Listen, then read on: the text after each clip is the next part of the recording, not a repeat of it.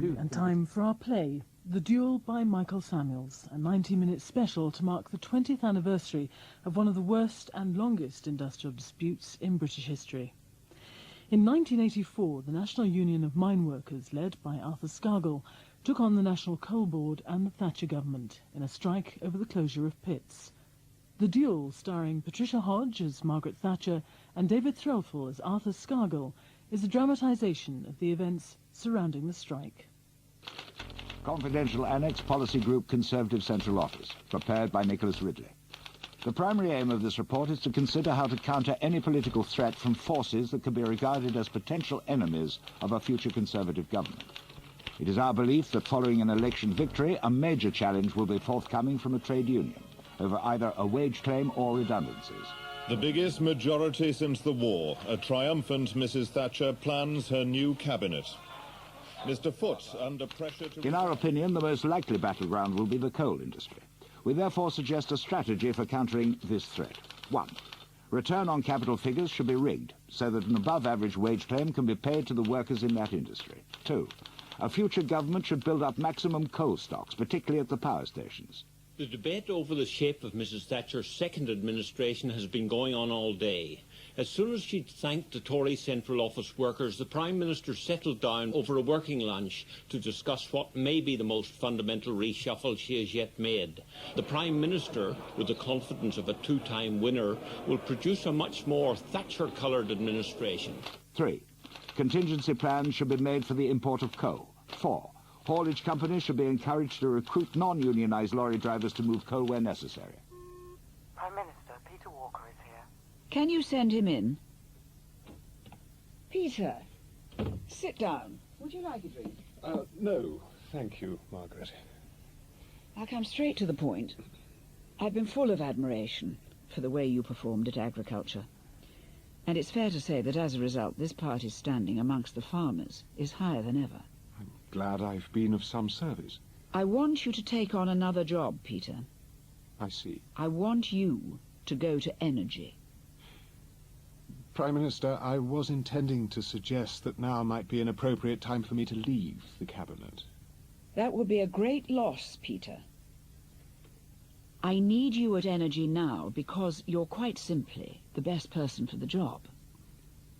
I believe this government is about to be challenged by Arthur Scargill and the National Union of Mineworkers, and that this will be a major battle. 2 years ago, the miners blackmailed this government, and we were compelled to meet their demands, mainly because of low coal stocks at the power stations. That situation will not occur again. Prime Minister, energy is an area I covered 10 years ago when I was at Trade and Industry. Oh, exactly, Peter. We were both in Cabinet together in '74. We both saw the damage the miners did to Ted's government, the economic chaos, and that was under a moderate like Gormley, and 'tis something that I never want to experience again. And I'm sure you don't either. Of course not. 3 times, Scargill has tried to win his members' approval for strike action. So far he's failed, but it's clear to me that he's absolutely determined to confront us. And I couldn't ask for anyone better than you to be with me in resisting him. You've the political know-how and the communication skills to explain the government case to the public. That's very kind, Prime Minister. Dig out the report Nick Ridley wrote. 5. There should be the introduction of dual coal and oil firing in all power stations as quickly as possible. 6. The money supply should be cut off to the strikers and the union forced to finance the strike. So, how did it go? Yes, well... You told her? Stephen, who do I talk to get clippings and files, whatever's around, on Arthur Scargill? Peter? She made me an offer that was impossible to refuse. 7. Large mobile squads of police must be set up, equipped and prepared to uphold the law against violent picketing. We have 2 choices. We can give in, as many German people did in the 1930s, and allow the worst to happen. We can watch social destruction and repression on a truly horrific scale and wait for the inevitable Holocaust, or we can fight back.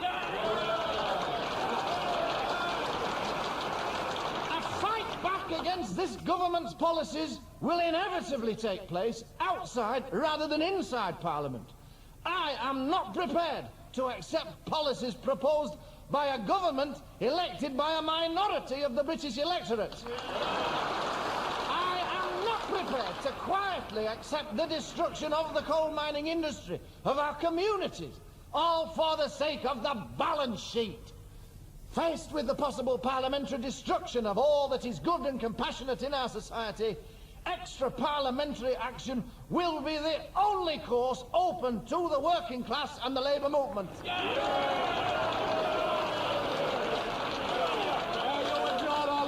Write about you in the papers, Arthur. Well, I do, yeah. I mean, when I look at the Sun and the Express, I don't like me either. You fight first. Well, you know what Harold Macmillan said, never tangle with the Catholic Church, the Guards or the NUM. He's got to sell out like Gormley. Dead right. Compromise isn't a word in my vocabulary. No, Arthur's made of different stuff. Hey, you know, Joe Gormley gets to heaven and he says to St. Peter how glad he is to be away from that troublemaker, Arthur Scargill. And St. Peter says, oh yes, we're giving you a spot on that nice cloud where Scargill can't bother you. And so Gormley is sitting on this cloud and suddenly a Volvo comes along and bang, knocks him off. Gormley says to St. Peter, I thought you said Scargill wasn't good to bother me, but his Volvo's just knocked me off my cloud. Oh, says St. Peter, that wasn't Arthur Scargill, that was God. He just thinks he's Arthur Scargill. It's a bit like poker, Prime Minister. I beg your pardon? If you're not prepared to lose, you'll never win. You know, this 83 election was the biggest defeat ever inflicted on democratic socialism in this country. But undemocratic socialism, now that really is frightening. Scargill will know about the enormous amounts of coal you've stockpiled. Everyone else seems to. Yeah, well, first of all, he'll try to prevent the further accumulation of coal stocks. Then he'll challenge us with a set of demands we can't meet as winter comes on. Therefore, Prime Minister, I think we should try, if a confrontation comes, to make sure it happens at a time suitable to us rather than to him. How will we manage that? Well, you appointed me chairman of the coal board, and I see that as part of my job. He's clearly working towards an all-out strike, an overtime ban since November. He obviously wants to harden attitudes in the pits. I think he's itching for a scrap, and he'll use any attempt at change in the industry as an excuse to launch an assault. MacGregor's the most provocative appointment in the history of British industry. He'll try and walk all over us. We can't afford a fourth ballot where the men reject a national strike. We're being made to look ridiculous. Well, the thing is, Peter, do we need another national ballot? We could use Rule 41. The individual areas call their men out locally, with or without a ballot, as their own rules dictate. Perfectly within the Constitution, it'll still amount to a national strike. It'll have a domino effect. The areas coming out one by one. We'll get hammered by the press. Well, they're going to hammer us whatever we do. But I ask you this. What right has any man to vote another man out of a job? Why should a miner working in a safe job in Nottinghamshire be able to say to a miner in Yorkshire who is being threatened with redundancy, I'm all right, but I don't care if you lose your job? I don't understand why your members elected him. You would have been better, Mick. I'll take that as a compliment, Jimmy. Even if it is from the number 2, the coal board. He is totally irrational. Tell me there are still men on your executive who are willing to exert a calming influence. You lot are running scared. Next year is going to be tough. We have difficult decisions to get through. We're only going to do it if we keep talking. If we're sensible, I genuinely believe we can avoid a strike. Jimmy, I heard about your spot of bad health. I'm sorry. Thank you. I'd like to offer you some advice. If I were you, Jimmy, for your sake and for the sake of Harriet, I'd get out now. Really? I'm telling you this because we've known each other for a long time. The strike will take place and it will get unpleasant. And you are going to do nothing? You will stand by and let it happen? The die, as they say, is cast. You are one of the few men who could stop Scargill. I happen to agree with him. How can you support someone who so clearly exploits his members? That's rubbish. They hero worship him. I am not going to stand by and let it happen. Now, we'll fight you, Mick, to the end, even if it does leave you with a broken union.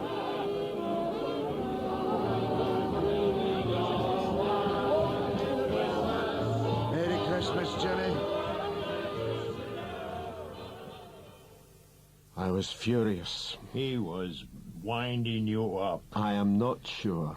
McGahey and I, we've been sparring with each other for years. I think he was genuinely trying to warn me. Or he wanted to scare off one of my key players. Yes, well, if he was trying to do that, he hasn't succeeded. What? No, slow down, slow down. Well, that's outrageous. Well, okay, look, call me after the branch meeting. Corton Wood. The local management have announced the pit's going to close. But that makes no sense. It was only last year they were saying it had enough reserves to stay open for another 5 years. And they've only just refurbished the pithead baths. What about colliery review? Oh, bypassing it. They've broken every rule in the book. Are they trying to provoke a strike at their convenience? Well, I don't care, Mick. If they want to strike, they'll get a strike. Yorkshire's 56,000 miners have been called out on strike from Monday. On the most disruptive day since the overtime ban began 18 weeks ago, miners' leader Arthur Scargill accused the coal board of bullying tactics. The board chairman, Ian MacGregor, said too many unions live by intimidation. Well, Mr MacGregor will have more to say when he meets the miners face-to-face tomorrow morning. He'll spell out his plans for the next year. The industry has been facing a surplus production of 8 million tonnes, and the resulting build-up of stocks is a heavy financial burden. Action to reduce this overproduction has been taken to correct the imbalance by a net reduction of a further 4 million tonnes in output. This adjustment will create an industry with a capacity of 100 million tonnes per year, which together with investment of £800 million in the coming year would provide a sound base for future expansion. Sorry to interrupt, but I must ask you, this requirement to reduce capacity by 4 million tonnes, will this involve a similar programme of rundown to last year? I mean, we're entitled to know what these plans would mean in terms of job losses and colliery closures. Last year, this board reduced the workforce by 20,000 jobs. And give us an honest answer. What effect will these new plans have on the workforce? Perhaps, Mr MacGregor, you could enlighten us. Yes, the manpower reduction will be broadly the same order as last year. Coal Board Chairman Ian MacGregor has doomed over 20,000 jobs in the coal industry. No argument, no listening. Here's a man elected by no one, smashing the British coal industry in the same way he has smashed British steel. The intention is clear, to reduce the industry to 100 pits and 100,000 jobs. This is the appalling reality of our meeting with MacGregor. He's not seriously going to try and start a strike just when we're moving into warmer weather. Surely it's the worst possible tactic. More and more pits are coming out. Perhaps he thinks this could be the best opportunity to galvanise the union into a full national stoppage. Well, he's going to have to win a national ballot first. The union says Corton Wood is still viable and full of good quality coal. The coal board insists the pit is unproductive and uneconomic. The question repeatedly asked was, will the executive call an all-out strike?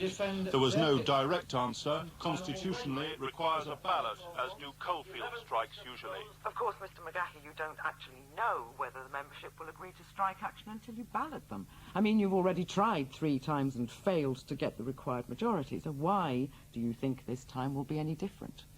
I want to make it clear that we are not dealing with niceties here. We shall not be constitutionalised out of a defence of our jobs. Area by area will decide, and in my opinion it will have a domino effect. Mr McGahey, are you saying that the NUM will not be balloting its members? Yes. Neil, I've got the TUC General Secretary on the line. Thanks.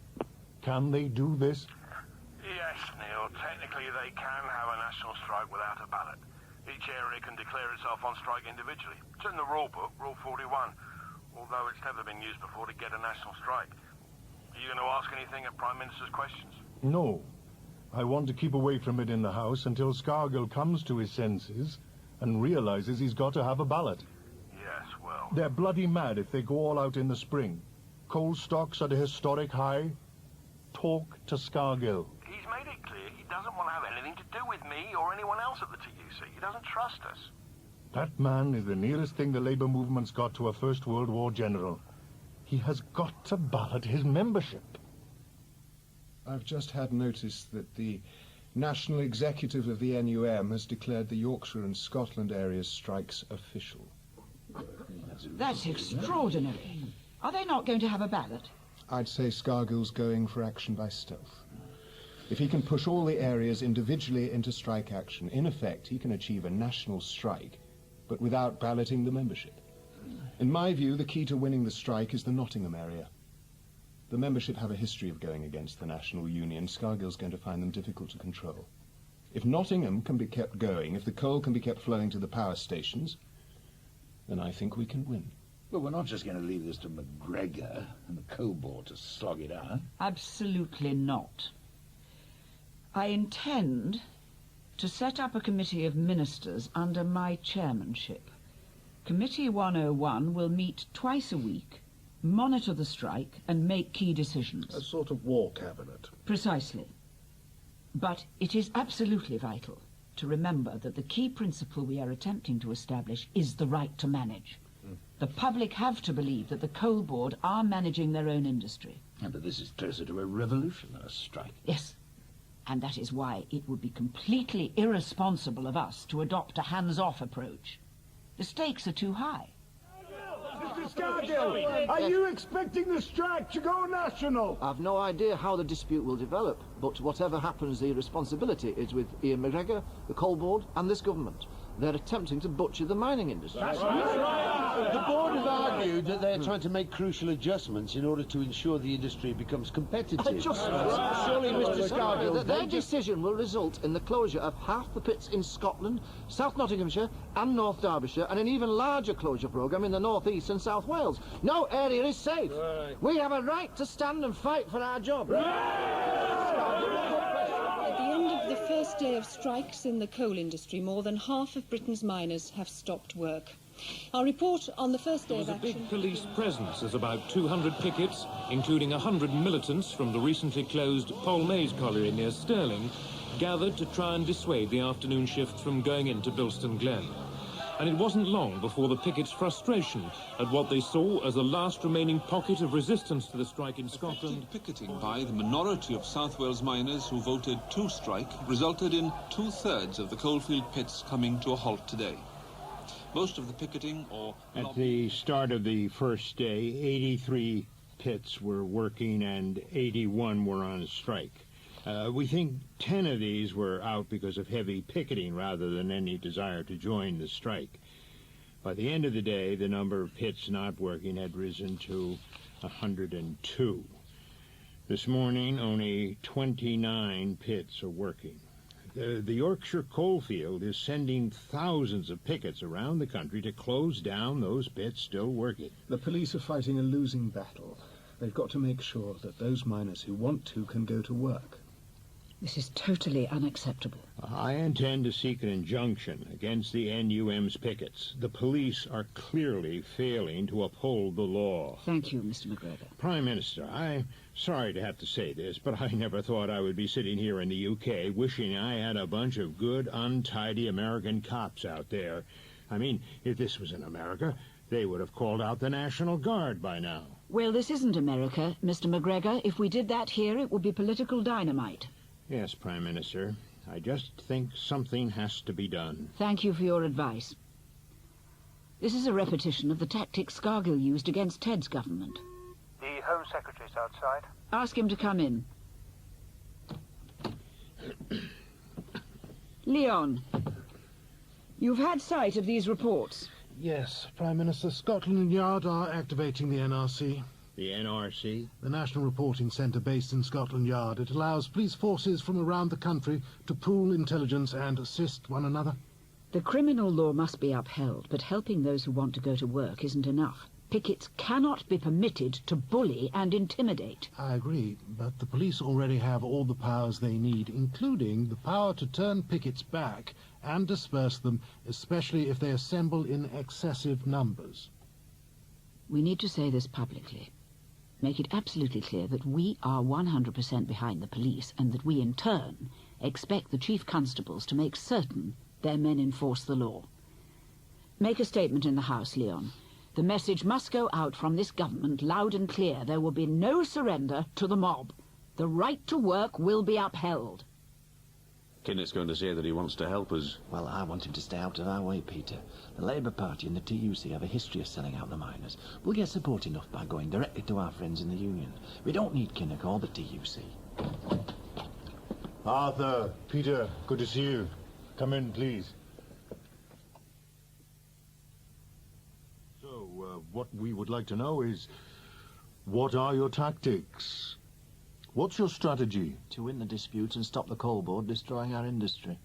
Yes, but are you going to have a national ballot? I could look after the parliamentary end for you, but I have to know what your strategy is. Arthur, if I was a miner in Nottinghamshire, I'd be on strike, but I'd also want a ballot. Look, you're allowing the union to be split by divisions. Surely you need to ballot the membership to achieve unity. This is an industrial struggle, and at this stage, it's best if the Labour Party lets the National Union of Mineworkers deal with the coal board. Oh, for God's sake, man, my grandfather and father were miners. My brother-in-law's organising pickets in North Wales. I'm on your side. Just think very carefully. Do you believe that you can win this dispute if you don't have a ballot?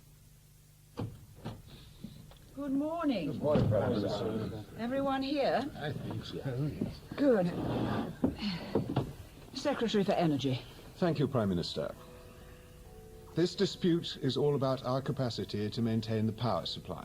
It's clear the strike's not going to be over quickly. Scargill and his friends have too tight a grip on the majority of pits, and this isn't going to be easy to break. But there are pits, particularly in Nottinghamshire, that are still working. If we can transport the coal they're producing to the power stations, we can increase our stocks and keep the lights on longer. Well, the NUM have good relations with the transport unions involved in moving coal supplies. I know, and we must not give those unions the excuse to unite against us.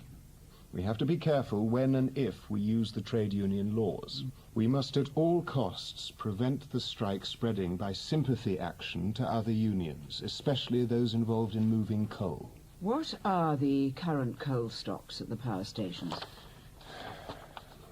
23 million tons, and the power stations are consuming nearly 2 million a week.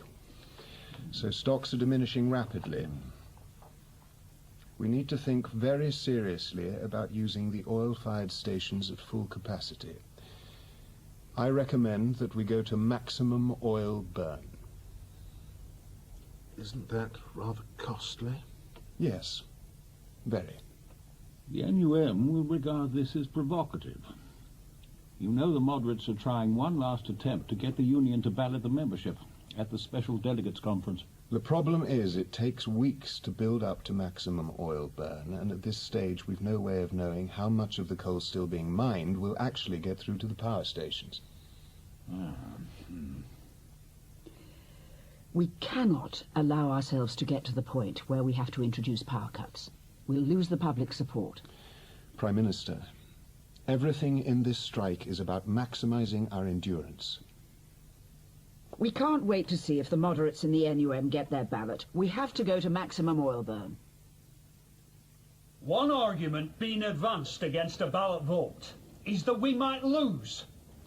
If people believe that, if you think at the back of your mind that you will lose a ballot vote and you are still urging your men to come out on strike, then I think you are cheating on your membership.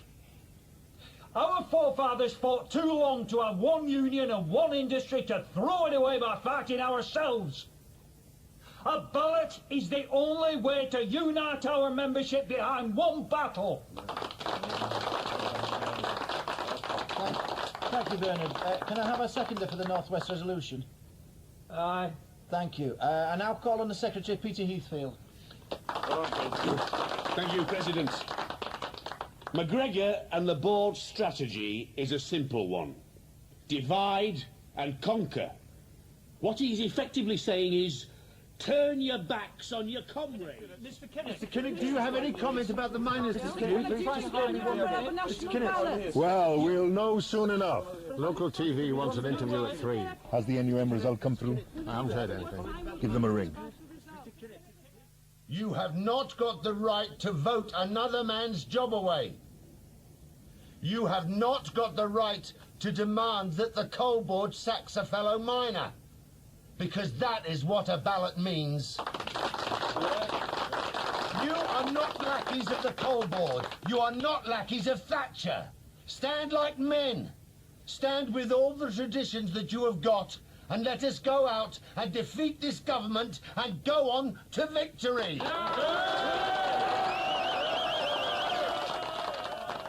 If they don't ballot the membership, the strike isn't going to have any moral legitimacy. Unfortunately, Neil, the national ballot itself has been made into an issue. Many of the men think it's like giving in. That's ridiculous. The results just come through. 69 to 51 against the ballot. What the bloody hell Scargill playing at? They see that Margaret Thatcher wants a ballot, Ian MacGregor wants a ballot, that the Tory media wants a ballot. They're simply not going to give them one. Well, Scargill's completely underestimated Thatcher. That woman's a political street fighter. Police in Nottinghamshire mounted one of the biggest operations yet to stop flying pickets reaching pits still working. Flying pickets who managed to slip through the net were kept well away from miners arriving for the morning shift. The police were pleased with the success of their operation. The pickets were not. Well, I think it's terrible. Meanwhile, for the second Monday running, the president of the Miners' Union, Mr. Arthur Scargill, was in Mansfield, leading a demonstration. To every Nottinghamshire miner who is still working, examine your consciences. In the historic traditions of this union, even if you've got reservations, there's one golden rule above all others. That is, when miners are in dispute, you don't cross picket lines. The only thing that is keeping the Central Electricity Generating Board afloat is the coal coming out from Nottinghamshire. Coal stocks are now down to just 17 million tonnes. Enough only for 8 to 9 weeks' supply.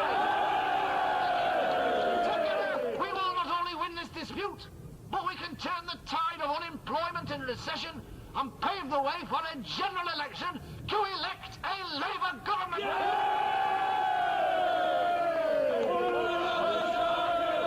There's only one of the Scargill. One of the Scargill. There's only one of the Scargill. I'm in an impossible position. If I publicly attack Scargill and back a ballot, I'll be seen as a traitor to the miners. If, on the other hand, I back the strikers, I'll be accused of flouting democracy. The NUM and the coal board have got to start talking. Problem is, Scargill's saying he's not interested. Well, that's mad. He's not like any trade unionist I've ever come across. He genuinely doesn't believe in compromise. But that's what trade unionists do. They negotiate. Invite Scargill down. We'll talk to him face to face. We've got to get more miners back to work. Yes, but, Minister, some days there are more than 10,000 pickets, most of them in Nottinghamshire. Jimmy, take a seat. Scargill knows that Nottingham is the key to winning the strike. Keep me posted on any developments. Yes, of course. We need to find a way to take the heat off Nottingham. I agree. So, if we can create a diversion, get Scargill interested in picketing somewhere else, somewhere less important to us... He'll send his flying pickets there. Exactly.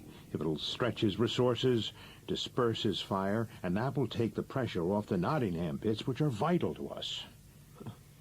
Question is, where? Meet with the board, Arthur. See what they've got to offer. You've got nothing to lose. I haven't got anything more to offer, and I bet MacGregor hasn't either. Oh, come on, Arthur. You want to resolve this dispute? No, the only way to resolve this dispute is for the board to withdraw their unilateral closure programme. You've at least got to be seen to be trying and... Arthur! OK. I'll go. But I'll tell them that we'll only talk once they've withdrawn the closure programme. Tell me, what's your strategy? What's the plan? I want to help. I've said I'll go to MacGregor's meeting. At this stage, that's all I want to discuss. The Coal Board seems to have softened its tough attitude over the miners' strike, now in its 7th week. The board's offered to extend the time limit for pit closures and has asked Arthur Scargill for talks tomorrow at the industry's National Consultative Council. Okay. Now, what we'd like to do is to give 2 presentations, one on the marketing prospects of the coal industry and the other on the physical condition of the pits. At the end of each presentation, I'll invite comments and questions. Right. Jimmy, can you start, please? At the end of each presentation, the NUM declined to comment or ask questions. Scargill then read a prepared statement where he insisted that there could be no discussion of pit closures on grounds other than exhaustion. Let's be absolutely clear. He's not prepared to countenance any pit closures on economic grounds. That's right. Then MacGregor made a brief remark to the effect that he saw no purpose in carrying on the meeting. Scargill repeated his demand that the withdrawal of all closure plans was a precondition for any talks, and then the meeting ended. How long did it last? 65 minutes. Oh. There was one other development. Yes? Scargill sprung a trap. The NUM asked if they could continue to use the room for a discussion amongst themselves. The board agreed. Then the union told the press outside that negotiations had ended because of a walkout by the board, and that this is evidence that MacGregor isn't prepared to talk. Oh, dear. Do hope Mr. MacGregor isn't going to score any more own goals. Orgreave. Orgreave? That's right. It's just a coking plant that belongs to British Steel. We've had a tip-off. They're desperate to move more coke out, so we completely shut it down, stop any movement of coke or anything else. It's not of any great strategic importance. No, but it's symbolic, Mick. It's in our backyard, just down the road from here.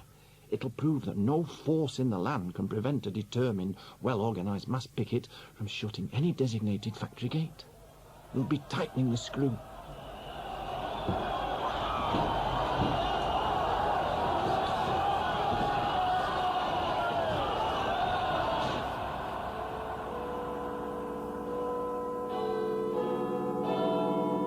BBC News at 6 o'clock. Good evening, this is Peter Donaldson. There's been renewed violence outside the Orgreave coking plant near Sheffield. 17 people were injured and there were 35 arrests. A police chief described it as a riot. The miners' president, Mr. Arthur Scargill, who was arrested there this morning, has been remanded on unconditional bail. You saw the scenes at Orgreave on the television last night. I must tell you that what we have got is an attempt to substitute the rule of the mob for the rule of the law, and it must not succeed. There are those who are using mob violence and intimidation to impose their will on others who do not want it. They are failing because of the magnificent police force, well trained for carrying out their duties bravely and impartially. And because the overwhelming majority of people in this country are honourable, decent and law-abiding, and want the law to be upheld and will not be intimidated. No, I will not criticise men on the picket lines at Orgreave. Brave men whose only crime is fighting for their right to work. No! What about the violence when Ian MacGregor stops someone working? He doesn't stand in the rain with a placard, he just sacks them. Yes, there was violence, I agree. Did you see the police? The picketing was a complete failure, thanks to the 5,000 police. All the lorries were able to load up and leave. Scargill's taken the bait. It's a win-win situation. So what if Scargill closes Orgreave down? All it means is we no longer have to supply Orgreave with some high-cost coal from Corton Wood Pit, which we want to close down anyway. And if he fails, then it's a huge blow to his credibility. Whatever happens, it's diverting thousands of his pickets away from the pits. With the weight of men surging forward, I saw miners disappearing under their fellow pickets to be trampled and half suffocated. It was a very dangerous moment. Elsewhere on the line, out of sight of the camera, another policeman ran from the ranks, fists flailing, and he was beaten to the ground by miners and badly hurt. That incident further increased the tension. This level of violence is appalling. Will the police be able to cope? They're getting everything they need. Massive help from other forces around the country. They've deployed riot gear for the first time. Why are we still not using the laws we passed against precisely this kind of secondary picketing? Tactically, that would be a big mistake. But they're our laws. We passed them to stop the kind of scenes we're witnessing at Orgreave. I'm beginning to sympathise with you, Norman. Prime Minister, there are two drawbacks in bringing writs against the NUM. First, I'm not sure that the laws will actually work against Scargill. If we bring an action whilst they're picketing a dock, for instance, then the union pickets would simply be replaced by 500 pickets who said they were from another organisation, and we'd have to seek a writ against that other organisation. He'd just organise another picket which he'd say had no connection with the NUM. Exactly, and the legislation would appear ineffectual and we'd look like fools. Yes, I see. But there's another more fundamental reason. At the moment, the other unions are mostly just paying lip service to the strike.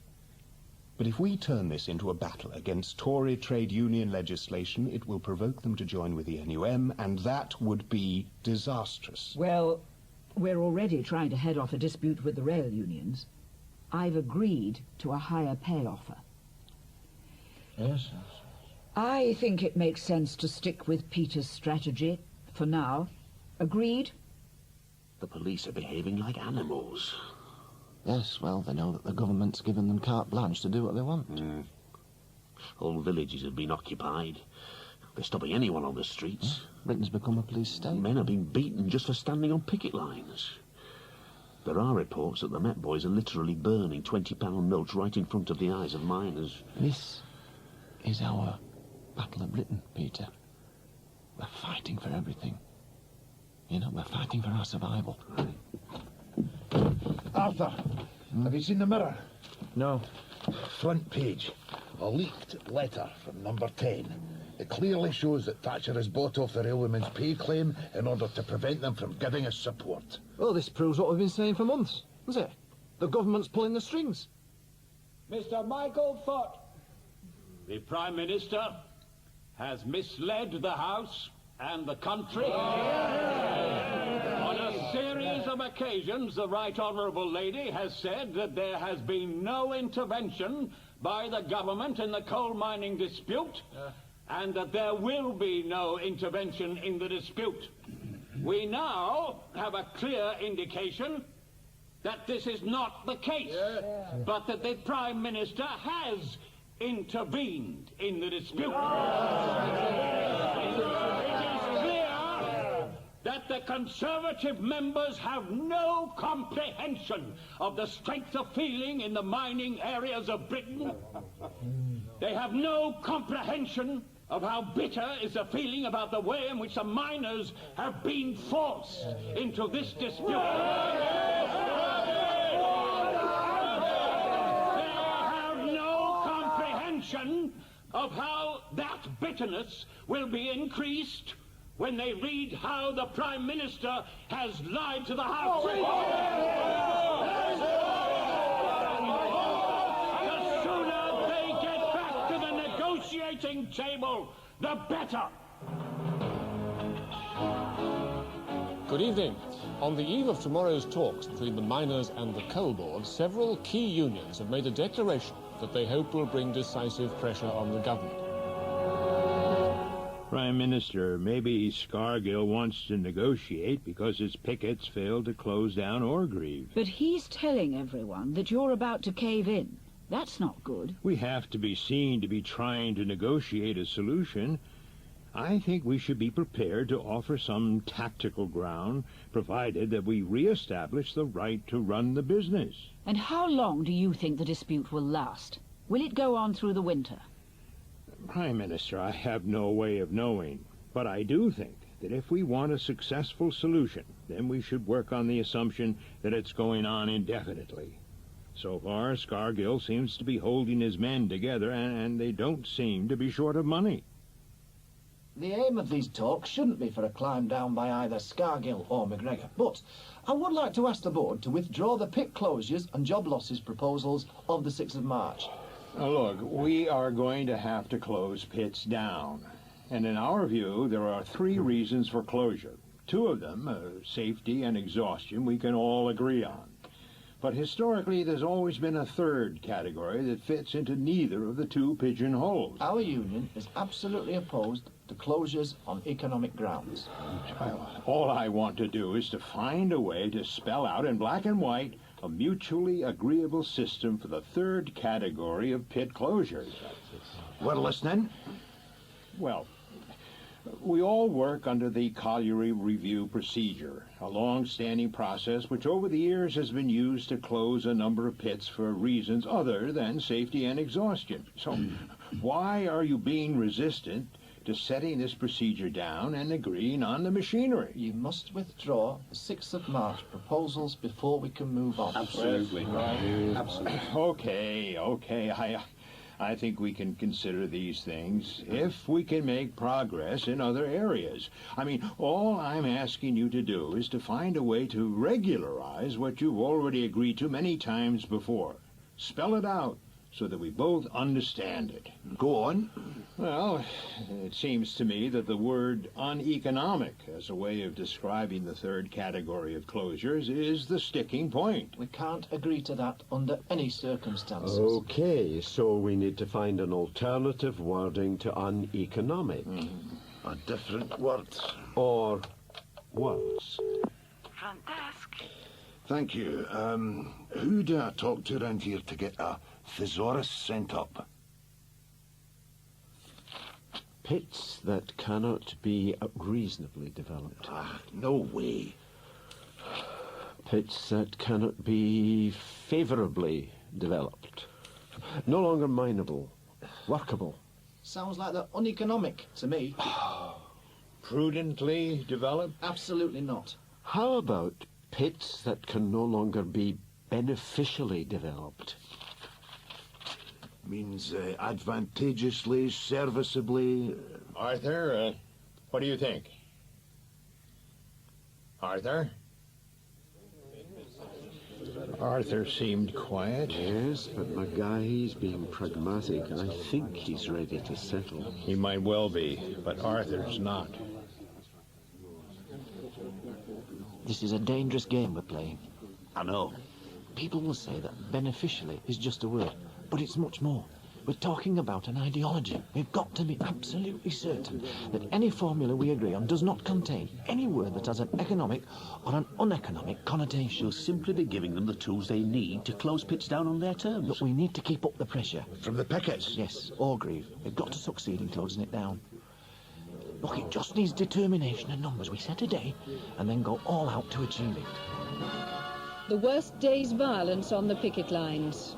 The strikers' blockade of Orgreave was a precisely planned operation, but the police responded, sending in riot squad reinforcements to match the 5,000 or more pickets. And that was the trigger for some of the worst violence of this lengthy dispute. It reached a peak as miners surged forward against the riot shields. Eventually, the senior officer ordered in the mounted police. A gap opened in the ranks, and the horses galloped in. But despite the violence, the convoy managed to leave with more coke for the Scunthorpe steel plant. The dockers? It's completely come out of the blue. How did it happen? Iron ore was being moved from Imium docks to the Scunthorpe Steelworks, and the Dockers Union claimed that British Steel breached agreements in the use of contract labour. This could close down the entire country. Our strategy must be to end any dockers dispute as quickly as possible so we can concentrate on the miners. Prime Minister, I do think it would be wise to mobilise the Civil Contingencies Unit to prepare for a possible crisis. We must avoid at all costs having to call a state of emergency. Ian MacGregor is waiting for you in your office. Good. I want him to explain what's been going on in these negotiations. Prime Minister. Mr. MacGregor. I'm sorry to hear about the problems in the docks. So am I, Mr. MacGregor. So am I. The leaders of the Dockers Union are strongly committed to supporting Scargill. Take a seat, please. Can you tell me what the situation is in your corner? Well, Prime Minister, our position is considerably stronger than it was a month ago. Nottingham seems to have settled down, and the back-to-work movement, though it's still a trickle, is showing progress. What are the prospects for a settlement in the coming talks? Difficult to say, but I'm willing to give ground on the timings of pit closures if, and only if, I can get a clear assurance that the board has the right to manage the industry. Mr. MacGregor, I would like you to reassure me. I would be extremely nervous if I thought you were about to give away the store. I've no intention of doing that, Prime Minister. Definitely not. Obviously, we have to be seen to be willing to trade something in order to get the miners to settle. The question is, will anything short of a total climb down actually satisfy Scargill? Okay, so I want to ask what is in the Union's mind, other than Arthur Scargill's view. Sorry? Arthur's views are those of the NUM. Well, this makes it very difficult to progress. It does if your strategy is still to close 20 pits and sack 20,000 men. I'm willing to think about that if you agree to accept a third category for closing pits. We've prepared a new formula which we hope is going to be acceptable to you. Where a comprehensive and in-depth investigation by the board and the union's respective mining engineers shows that a colliery has no further mineable reserves that are workable or which can be developed, there will be an agreement between the board and the union that such a colliery will be deemed exhausted. Well, we'll take an hour or so out to look at this. When this whole thing is finished, Peter, you must come fishing with me in Scotland. That's very decent of you, Ian. And Mick, what about a game of golf, huh? I've never played golf in my life. It's a complete waste of time. We must make it clear that this government will do everything possible to keep the country working. I want regular updates on the situation in the docks, Nick. Of course, Baroness. And so on to our other strike, Energy Secretary. The NUM and the board are still negotiating. Every time there's a new round of talks, the numbers returning to work slow right down. Well, they're hardly going to risk going back if they think a settlement's just round the corner. What's the latest news? The board have just asked for an adjournment to examine a new union proposal. I'm very worried they could end up fudging the central issue. The board must be able to close uneconomic pits. If they can't, Scargill will be able to claim victory. We must hope the talks end quickly and the board succeed in exposing Scargill's unreasonable demands. Then the rank and file will see they've nothing to gain by staying out on strike.